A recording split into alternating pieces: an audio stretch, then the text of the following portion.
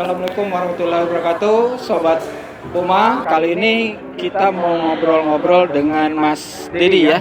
Ya, Mas Dedi. Kebetulan core-nya Mas Dedi ini adalah di Nunchaku sama Karambit ya. Iya, betul. Nah, ini kita juga nanti akan banyak pengen tahu nih. Kita mau coba ya sedikit korek lah tentang Nunchaku sama Karambit ya, Mas Dedi ya. Kita juga pengen tahu. Boleh. Karena kebetulan kami dari Pusaka Manggala yang kebetulan alirannya juga Cimande, kita juga belajar juga Karambitnya di Mas Dedi. Nah, saya pengen tahu nih Mas Dedi, apa sih Nunchaku sama Karambit ini sebetulnya yang harus dipelajarin di Nunchaku ini, apa di Karambit ini, kira-kira apa Mas? Ya, untuk yang Nunchaku atau double stick ini, yang kita ketahui adalah dipopulerkan oleh Bruce Lee. Bruce Lee ya, kan? Yang dipopulerkan melalui film. Ya, betul. Tahun 70-an atau 80-an ya. Bapaknya pasti juga ada lihat. Nah, yang uniknya ini tahun 2009 itu merebak di seluruh Indonesia karena saya bersama teman-teman mendirikan Indonesian Nunchaku Club. Oh, oke. Di Jakarta. Di Jakarta. Di Jakarta. Yang sekarang alhamdulillah bisa sampai di hampir seluruh Indonesia. Hampir seluruh Indonesia. Bahkan di luar negeri juga ada. Luar biasa. Oke. Kenapa bisa sampai gitu? Karena Nunchaku ini kita kenalkan sebagai alat permainan yang menyenangkan. Iya. Pada era masanya Bruce Lee kan dia ya mohon maaf begitu aja kan, pergerakannya monoton. Tapi 2009 kita mulai berkreasi untuk freestyle-nya ya. Nah, kalau pertanyaannya adalah apa saja yang dipelajari dari Nunchaku? Nah, di sini Nunchaku sendiri itu sudah terbagi menjadi beberapa style. Oke. Oh, ada stylenya ya. 70-an sampai ya sekitar 2000 sekian itu masih di fight style-nya. Gayanya masih berantem ala Bruce Lee, setiap bela diri membawakan sendiri karate atau apa. Nah, itu adalah fight style. Cenderung keras, ya kan? Kemudian dia itu pembawaannya kuat ya, karena masih ada root bela dirinya. Nah, terus yang style lain itu freestyle, Pak. Freestyle-nya. Ya, freestyle lebih ke fleksibel, ringan, dan kelembutannya memainkan atau seninya. Tapi kalau dari peminatnya lebih banyak di fight-nya atau di freestyle-nya? Pada saat ini generasi muda lebih mengemari ke freestyle-nya. Ya, lebih menarik ya. Betul. Mereka ya. Karena lebih menarik, akan terlihat lebih keren ya sebagai anak muda. Punya keahlian bisa bermain Nunchaku, berputar-putar seperti itu. Nah, itu lebih diminati. Kebetulan saya juga pernah lihat, kayaknya menarik juga. Saya pengen belajar juga nih Mas Dedi. Nah, ini kalau dilihat sejarahnya, kita tarik ke belakang sedikit ya Mas Dedi. Kalau yang saya tahu Nunchaku itu atau double stick ini kan aslinya dari kungfu ya, atau sebetulnya dari bela diri lain? Kalau kita tarik lagi ya, jadi memang yang memperkenalkan itu Bruce Lee, namun dia belajar dari justru praktisi bela diri Filipina dan Inosanto. Tapi itu Bruce Lee-nya ya. Kalau asalnya justru dari kepulauan Okinawa. Okinawa itu dulu ya antara Cina sama Jepang. Kalau kita tarik ke sekarang itu adalah wilayah Jepang. Masuknya wilayah Jepang. Ceritanya aslinya itu justru dari petani-petani. Nunchaku adalah nun dan chaku, ya kan? Jadi dua bilah. Yang sama, saku itu 30 cm-an. Nah, dulu adalah alat untuk merontokkan bulir padi. Oh, sebetulnya untuk bertani sebetulnya ya. Dulu kan kita menghancurkan bulir padi ya. Betul, di Indonesia kan pakai alu nih. Kalau di sana dua, Pak, ada satu panjang, satu pendek. Tapi ini itu awalnya. Lalu kalau ditanyakan tadi sejarahnya, ya memang dari itu terus kemudian ada larangan membawa senjata, tapi banyak perampok. Sehingga petani berpikir bagaimana caranya bela diri dengan alat seadanya. Betul. Itu tadi diikat sama ekor kuda, Pak. Jadi ekor kuda sebagai talinya. Kalau sekarang udah pakai rantai, tali ya, gitu ya. Itu ceritanya sejarahnya, Pak. Luar biasa, berarti dulu itu sebetulnya bukan senjata ya. Tapi bukan. awalnya itu adalah untuk bertani. Untuk merontokkan bulir padi atau jagung mungkin barangkali ya. Seiring dengan waktu akhirnya jadi bela diri, jadi senjata bela diri. Betul. Nah, kalau misalnya asli dari nunchaku itu sebetulnya memang bahannya itu dari kayu atau memang dari besi atau dari apa sebenarnya? Kalau dari zaman dulunya itu awalnya dari kayu. Dari kayu. Betul, aslinya dari kayu. Kemudian dia ada belajar untuk membuat dari besi, kan nggak mudah, ada swivelnya, ada segala macam. Nah, perkembangannya ke situ. Lalu kemudian juga ada dari aluminium, ada dari nunchaku foam atau busa. Iya, busa. Perkembangannya. Iya. Tapi awalnya itu dari kayu. Karena untuk Aslinya tadi. kayu sebetulnya ya, karena memang buat itu ya. Oh, terus akhirnya diperkenalkan lebih ini lagi sama Bruce Lee pada saat Betul, itu yang ya. mempopulerkan. Jadi sebelum Bruce Lee itu sudah sebetulnya sudah ada ya jauh sebelum Bruce Lee ya. Oh, saya tadinya ngiranya itu bagian dari kungfu.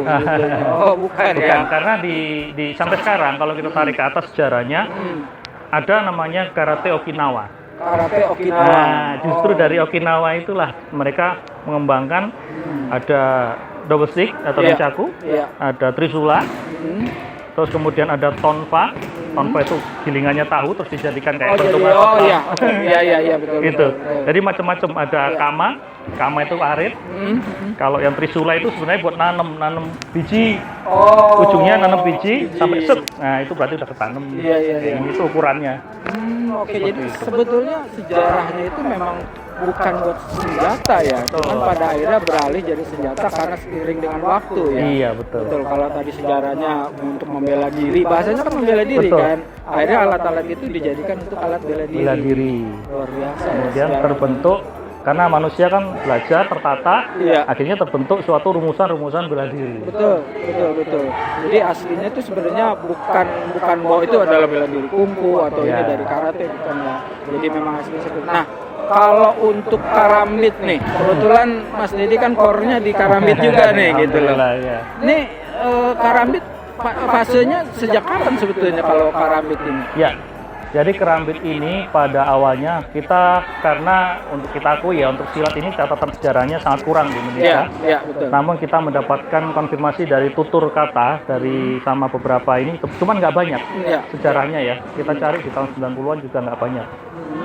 Nah, pada jauh masa sebelum itu ada beberapa yang namanya panglima lah istilahnya, atau 4 orang pendekar utama di kerajaan di daerah Sumatera. Itu yang terkenal banget, salah satunya yaitu mempunyai senjata kerambit. Itulah dari awalnya. Itu namun nggak banyak orang tahu karena itu adalah senjata rahasia. Itu adalah awalnya di Sumatera. Aslinya sebenarnya dari mana karambit itu? Dari Padang. Dari Padang? Iya, orang-orang dari Padang. Ya, saya baru tahu deh, jadi dari Sumatera. menarik juga. Oh, dari Sumatera. Dan memang kecenderungannya karambit itu kelihatannya untuk pertarungan jarak dekat ya. Betul. Betulnya ya. Karena kan senjatanya kecil dia kan.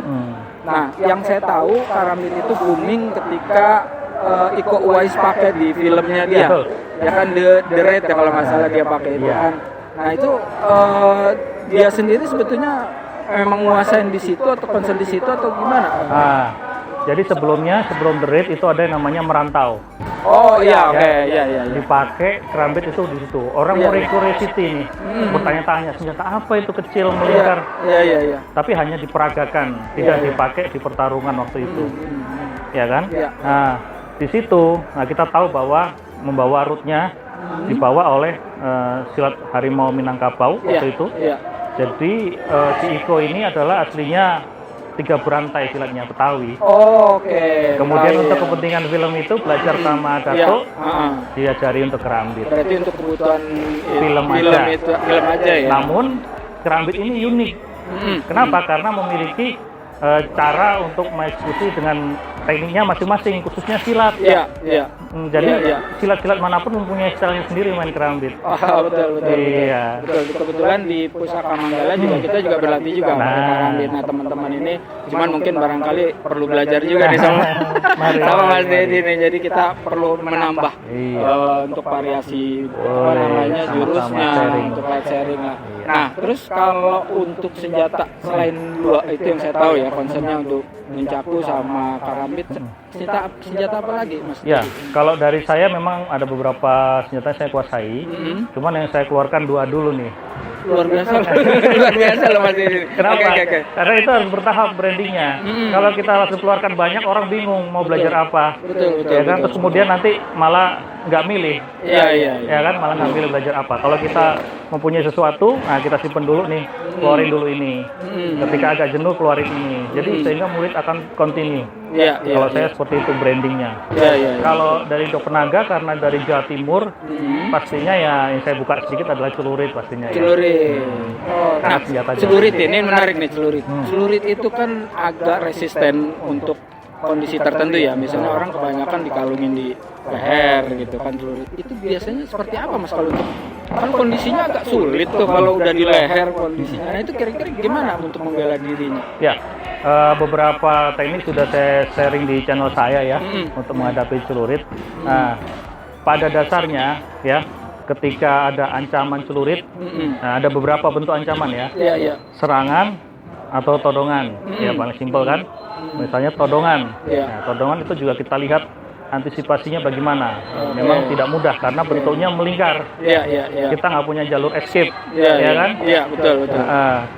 Kalau cara keluarnya ya ini yang di teknik kita, ya kita masih bisa untuk step back menjauhkan ini. Oke.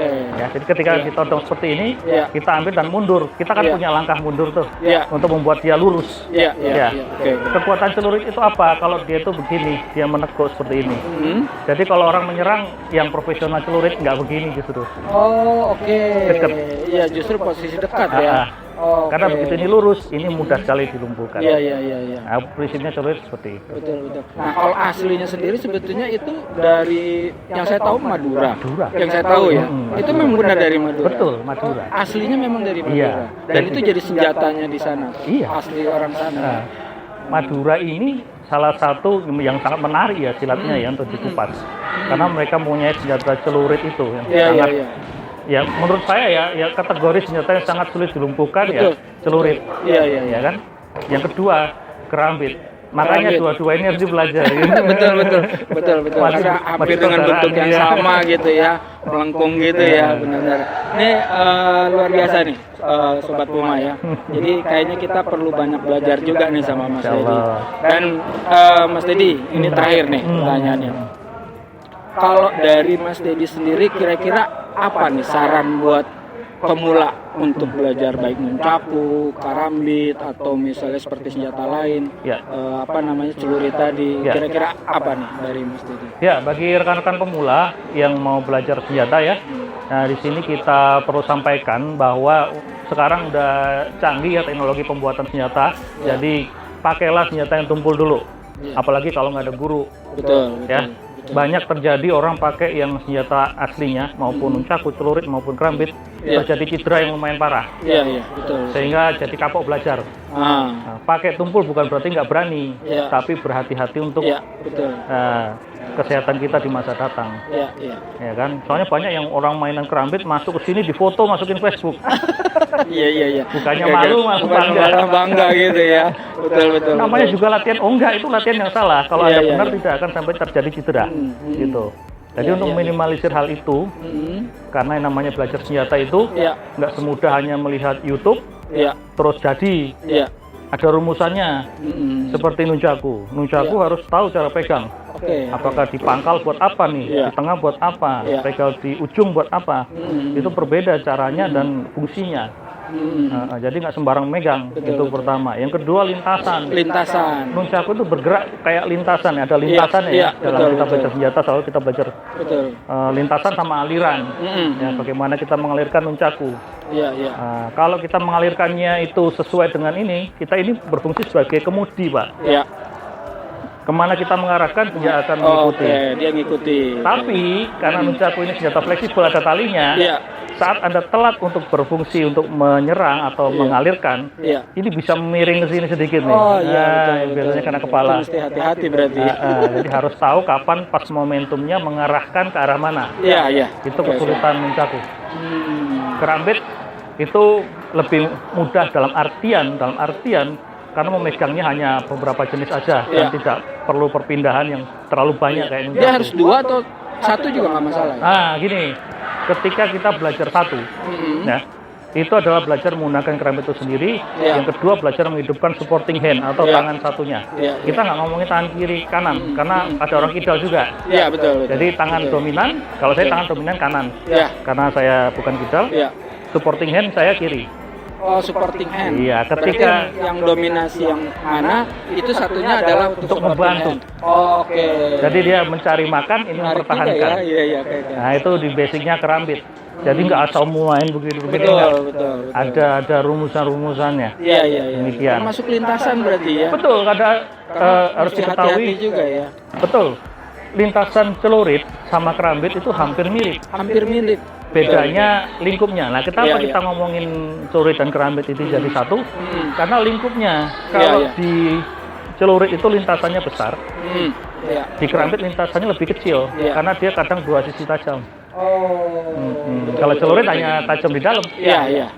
Kalau kerambit kan memang dua sisi dia tajam ya. Betul. Menarik lah ini, Sobat Puma ya. Jadi kita banyak belajar juga, tapi kapan-kapan nggak segan lah ya kita latihannya. Boleh diajari juga. Insya Allah kita bikin janji buat ketemu lagi. Boleh. Kita luar biasa, keren banget ini. Dan kelihatannya banyak ilmu yang bisa kita dapatkan di sini. Mas Dedi, kalau tadi kita kenal ada nunchaku atau double stick ya, orang secara umum bilangnya double stick gitu ya. Terus ada juga karambit, bagaimana teknik-tekniknya, termasuk tadi sedikit masalah celurit ya, bagaimana menggunakan senjata celurit. Dan kalau satu lagi Mas, untuk kriteria usia ada nggak batasan-batasannya? Misalnya kalau untuk usia sekian sampai sekian itu belajarnya sampai hanya di sini gitu, itu gimana kira-kira? Ya, ini betul sekali ya. Jadi kita tidak boleh sembarangan mengajarkan. Betul. Mengingat ini adalah salah satu senjata ya. Iya. Jadi yang baik begini urutannya kalau di perguruan saya ya. Iya.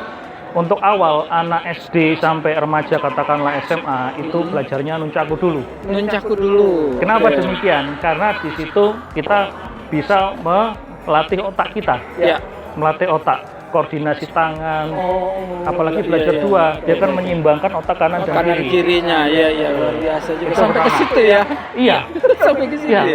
Memang Masya Allah kalau kita lihat ilmu guru-guru kita, ya luar biasa ya. Makanya kita harus lestarikan.